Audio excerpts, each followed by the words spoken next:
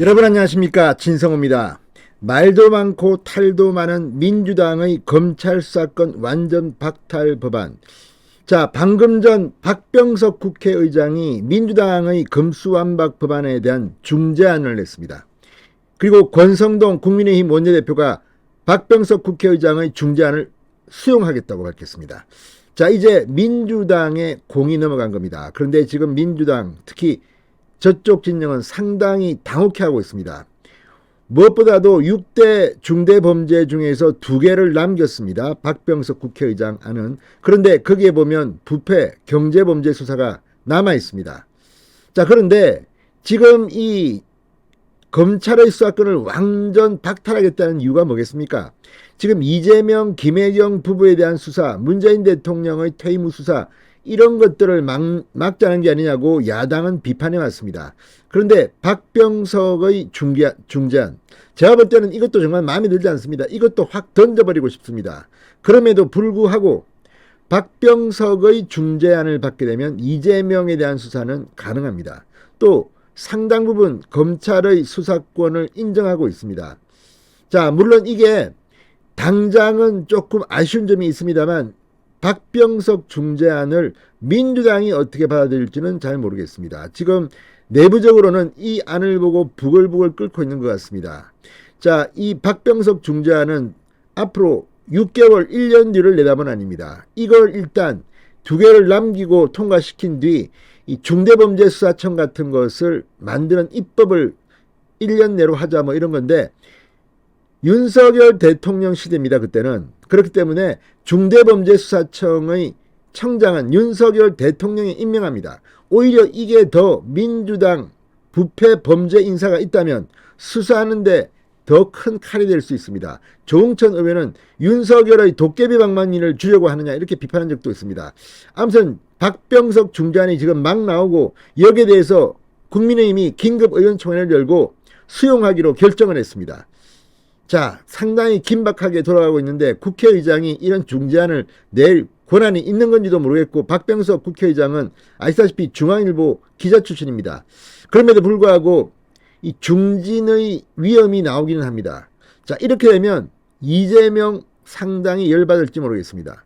이거 뭐 나 감옥 가라는 거야? 이런 반응이 나오는 것은 아니겠죠. 아무튼 국회가 지금 상당히 긴박하게 돌아가고 있습니다. 진성호의 융단 폭격 시작합니다. 더불어민주당을 융단 폭격합니다.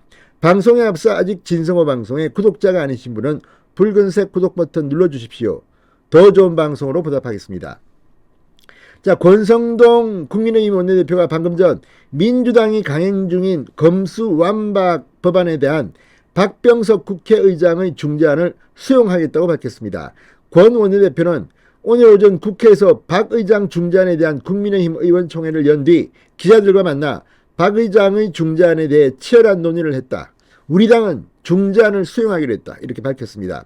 의장 중재안은 양당 원내대표와 의장이 서너 차례 회동을 통해서 합의한 안이라고도 밝혔습니다. 자, 권 원내대표는 박 의장 중재안이 검찰 수사권과 기소권의 분리, 검찰 수사권 완전 박탈 기조는 그대로 유지되는 것 아니냐는 질문에 민주당이 제출한 법안은 검찰의 직접 수사권뿐만 아니라 보충 수사권도 폐지하는 것이다. 의장 중재안은 보안 수사권, 즉 2차적 수사권은 그대로 보존하고 직접 수사범죄 6개 중 2개는 계속 검찰에서 보유하는 내용이다. 이렇게 설명했습니다. 자, 그러니까 6개 중에서 이 여러 가지 선거, 대형 참사, 이런 것들은 뺍니다. 그렇지만 경제범죄와 부패범죄는 수사할 수 있게 되어 있습니다. 자, 따라서 이재명, 문재인 만약에 문제가 있다면 수사할 수 있는 겁니다. 권 원내대표는 협상 과정에서 이 협상이라는 것이 일방의 요구를 다 수용할 수는 없는 것이기 때문에 양당이 대한민국 형사사법체계의 근본을 흔들지 않는 범위에서 부정부패를 척결하고 억울한 피해자를 만들지 않는 수준으로 서로 타협했다. 그것이 결국 협치의 정신 아닌가 생각한다. 국민의힘 내부에서는 우려의 목소리가 나왔냐는 질문에는 우려스러운 의사표시가 많이 있었다. 결과적으로 저희 설명을 듣고 대체적으로 거의 동의를 했다고 설명했습니다. 자, 그러니까 뭐 오로한 나싱은 아니고 일부는 주고 일부는 받는 건데 이것도 저는 마음에 안 듭니다만 그래도 권성동 원내대표가 이 타협의 정신을 발휘한 것으로 보입니다만 민주당이 어떻게 나올지는 앞으로 두고 봐야 합니다. 민주당에서는 일부 강성 의원들, 검수완박을 추진했던 사람들, 특히 뭐 재판을 받고 있는 황운하, 최강욱 의원들이 반발할 가능성이 높습니다. 뭐 하자는 거냐, 박병석이 뭔데 이런 중재안을 내느냐 이렇게 반발할 수 있고, 또 지금 지방선거 캠페인 기간입니다. 이것 때문에 머리를 숙일 수도 있습니다. 자, 지금 여론조사에서도 이 검수완박 법안에 대해서는 상당히 부정적인 수치들이 나오기 때문에 민주당이 이 안을 받지 않기는 힘들 것으로 보입니다.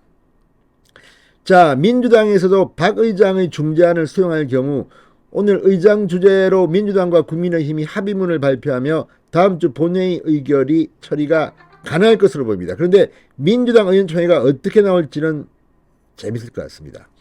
자, 앞서 박 의장은 검찰의 수사 범위를 6개에서 2개로 축소하는 대신 한시적으로 직접 수사권을 유지하고 국회가 1년 이내 중대범죄수사청을 발족시키는 내용을 골자로 한 검수완박 중재안을 제시했습니다. 자, 이대로 된다면 어떻게 될까요?